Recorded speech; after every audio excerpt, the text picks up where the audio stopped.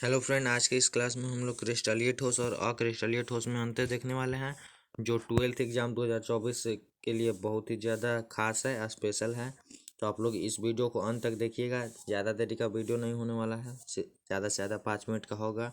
तो आप लोग अंत तक वीडियो को देख लीजिएगा, और अगर आपको वीडियो अच्छा लगेगा तो वीडियो को शेयर कीजिएगा एक दोस्त पास, ताकि उसका भी नंबर बढ़ सके। तो चलिए वीडियो को स्टार्ट करते हैं। तो आज हम लोग पढ़ने वाले हैं क्या, क्रिस्टलीय ठोस और अक्रिस्टलीय ठोस में अंतर। क्या पढ़ने वाले हैं, क्रिस्टलीय ठोस और अक्रिस्टलीय ठोस में अंतर। तो ये देखिए, हमारा क्रिस्टलीय ठोस है और ये हमारा अक्रिस्टलीय ठोस है। तो पहले हम इसका आकार के बारे में जान लेते हैं। तो इसका आकार क्या होता है, इसका आकार समान होता है। मान लीजिए, देखिए हम इसका आकार बना रहे हैं, तो इसका आकार सभी जगह पे समान है। तो इसका आकार समान होता है, यानी समान आकार के अवयवी कण से मिलकर बना होता है। तो एक जैसा अवयवी कण है कि नहीं। और इसका आकार असमान होता है, यानी देख लीजिए, कलर चेंज करके बता दे रहे हैं। इसका आकार असमान अवयवी कणों से मिलकर बना होता है। यानी देख लीजिए, एक ठो ऐसे है, एक ठो यहाँ ऐसे हो गया, एक ठो ऐसे यहाँ हो गया, एक ठो यहाँ ऐसे हो गया। तो देखिए, असमान है, ये समान है। क्लियर है, तो ये आपको क्लियर होगा। तो आगे देखिए लिखा है, इसमें समान आकार के अवयवी कण होते हैं और इसमें असमान आकार के अवयवी कण होते हैं। क्लियर है पहला। फिर दूसरा देखिए, दूसरा क्या है, दूसरा है निश्चित व्यवस्था होती है। इसकी निश्चित व्यवस्था होती है, यानी देखिए, ये ऐसा चल रहा है तो लगातार चलते ही रहेगा। देखिए, लगातार चलते ही रहेगा, कोई दिक्कत नहीं है।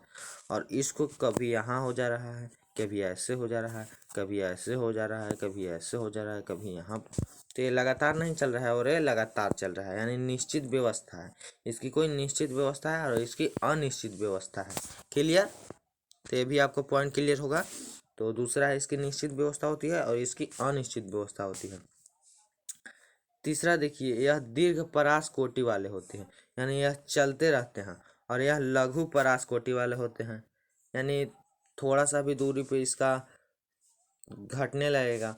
और इनके गलनांक निश्चित होते हैं। क्या, इनके गलनांक निश्चित होते हैं। चौथा है, और इनके गलनांक निश्चित नहीं होते हैं।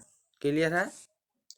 और पांचवा देखिए, इनका शीतलन वक्र असंतत होता है और इनका शीतलन वक्र संतत होता है। क्या, इनका शीतलन वक्र असंतत होता है और इनका शीतलन वक्र संतत होता है, और इनका असंतत होता है। क्लियर है, क्लियर है ना। शीतलन वक्र अभी तो बताने में हाईएस्ट टाइम लगेगा, तो 15 मिनट बहुत ज़्यादा टाइम ले लेगा, इसलिए इसे छोड़ देते हैं। अभी इतने तक देखते हैं, क्योंकि एग्जाम आपका बहुत ही करीब है। 5 पॉइंट आपका हो गया। छठा पॉइंट पे चलिए। इन्हें वास्तविक ठोस कहा जाता है। क्या, इन्हें वास्तविक ठोस कहा जाता है और इन्हें आभासी ठोस कहा जाता है। क्या कहा जाता है, इन्हें आभासी ठोस कहा जाता है। इन्हें वास्तविक ठोस और इन्हें आभासी ठोस, यानी क्रिस्टलीय को वास्तविक ठोस और अक्रिस्टलीय को आभासी ठोस कहते हैं।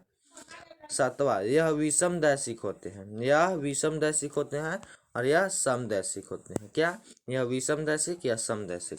तो विषमदैशिक और समदैशिक को समझ लीजिए आप। मान लीजिए, ये हमारा ए है, A B, A B, B A B, A, यहाँ पर कर देते हैं ए बी, ए बी। देखिए, विषमदैशिक किसको क्यों कहते हैं। मानिए कि हम एक सच पे खींचे, कलर चेंज कर लेते हैं। एक सच पे देख लीजिए हम खींचे, और एक वाई एच पे खींचे, तो ये तो बी ए बी ए आया बराबर। और मान लीजिए इधर से हम खींचे, तो बी बी बी, यहाँ से खींचे तो ए आ रहा है, तो समदैशिक नहीं है। यानी हम इधर से देखेंगे तो ए लोक रहा है, इधर से देखेंगे तो बी लोक रहा है, दिखाई दे रहा है मतलब। और इधर से ए बी और इधर से बी। क्लियर है, तो इसे विषमदैशिक कहते हैं। और इसको समदैशिक क्यों कहते हैं, तो भाई ये तो पहले से ही बड़ा छोटा है, तो इसको क्यों समदैशिक कहेंगे। ये तो पहला ही से, किधरों से देखिए कोई दिक्कत नहीं है, तो इसलिए इसको समदैशिक कहते हैं। क्लियर, इतना पॉइंट क्लियर होगा। तो आपको कैसा लगा यह क्लास। आज के लिए बस इतना ही। आगे के वीडियो में आगे का टॉपिक देखेंगे। धन्यवाद।